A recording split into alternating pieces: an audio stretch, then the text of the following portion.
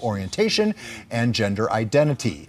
And while some are claiming this as a major victory for the LGBTQ community, women's rights advocates are saying the order has wide-ranging implications on how it will affect women's sports and beyond.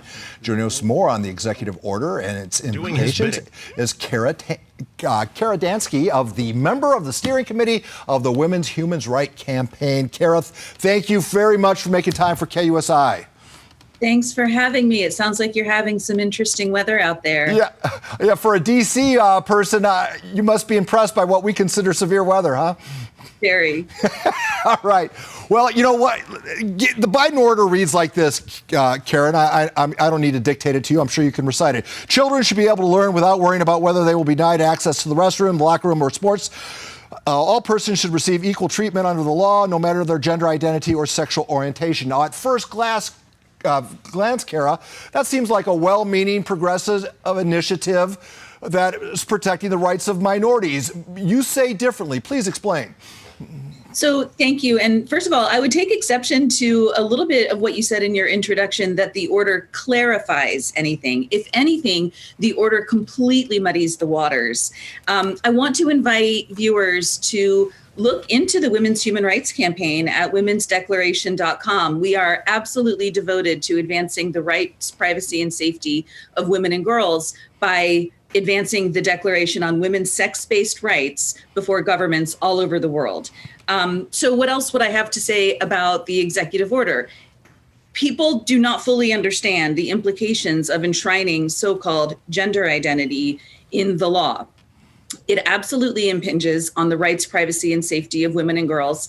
And we also have to understand that this is not theoretical or abstract in any way. We are seeing all over the United States the rights, privacy, and safety of women and girls being impinged. For example, there are 4 girls, young women, athletes in Connecticut who have sued their state athletic administration because the state athletic administration allows boys to compete against the girls simply on the basis of their so-called gender identity. And that case is pending in federal court. There's another lawsuit going on in federal court coming out of Idaho, where a state law protects the rights of female athletes, and a male athlete has sued the state over that law simply on the basis of his so-called gender identity.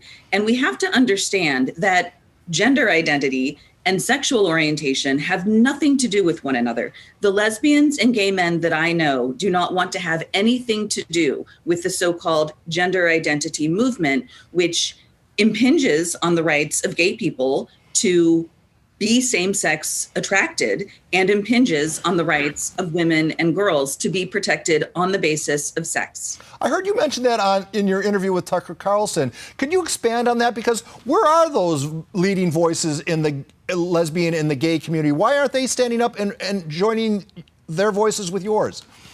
It's a great question. And the only answer that I can come up with is that we have been subjected to a media blackout in mainstream media. We cannot get a voice in the New York Times. We cannot get a voice in the Washington Post. We cannot get a voice on NPR. And by we, I mean the women and girls, specifically feminists, and the gay men and lesbians who do not agree with what is going on cannot get a voice in most media outlets, which is why I'm particularly grateful to you for having me on this morning. Well, yeah, and Karen, I suspect this will not be our last conversation.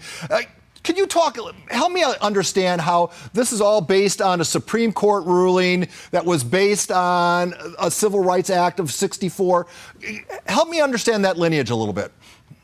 So the Supreme Court ruling that came out last summer essentially said that people are protected on the basis of sex because they have so-called transgender status. That's the words that the Supreme Court used. I should say, first of all, the Supreme Court also ruled that employees under Title VII are protected on the basis of their sexual orientation as a form of sex discrimination. And that is, of course, a very good thing. And we should all celebrate that aspect of the Supreme Court's ruling.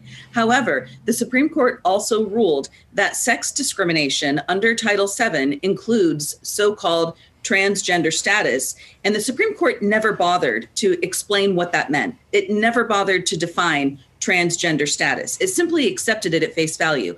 The executive order, as you say, cites that case, but the executive order also suggests that the ruling expands far beyond Title VII, which is a complete misinterpretation of what the Supreme Court did. Now, what the Supreme Court did on the subject of so-called transgender status is terrible for women and girls. But even having said that, the Supreme Court was very clear that its ruling did not extend beyond Title VII, and the executive order purports to do exactly that.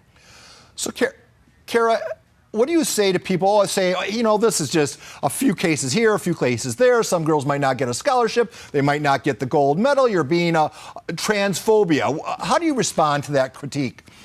Well, first of all, that's just not true. Thanks for the question. It's not true. This extends to all aspects of women's and girls' rights, which feminists have fought very hard for the last several centuries. But the other thing that I would say is, how many girls have to lose a scholarship? How many women have to get raped in a prison? How many girls? I have spoken personally with 2 women prisoners in the state of Texas who were forced to share a locked prison cell with a man who claimed a female gender identity. I am aware of a 5-year-old girl who was assaulted in a school bathroom by a boy who claims a female gender identity. How many girls have to be assaulted? How many women have to be raped? How many girls have to lose scholarships for this to be a problem? Lastly, as we're winding down here, it seems like, okay, we're talking about a pretty finite community, and yet they have a major megaphone. This doesn't, you don't get a platform like this without having a lot of money behind you. Where's that? Who's supporting this movement financially? There's a tremendous amount of money behind this movement, and your viewers can find all of that information at a website called the 11th Hour Blog. It's literally the number 11, 11thhourblog.com. The author of this site has done some extraordinary research into the money behind this movement. It's mostly coming from the pharmaceutical industry. It's coming from a foundation called the Arcus Foundation, which is run by a man named John Stryker. It's coming from the Pritzker family, which has extensive ties to the federal government. One might think that one is being conspiratorial by suspecting that there's a tremendous amount of money behind this movement, but one would actually be right in being very worried about that.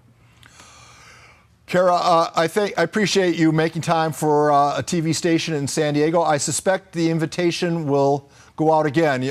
You articulate the issue better than anybody, so thank you for making time on KUSI. Thanks so much. Kara Dansky, everybody. We will have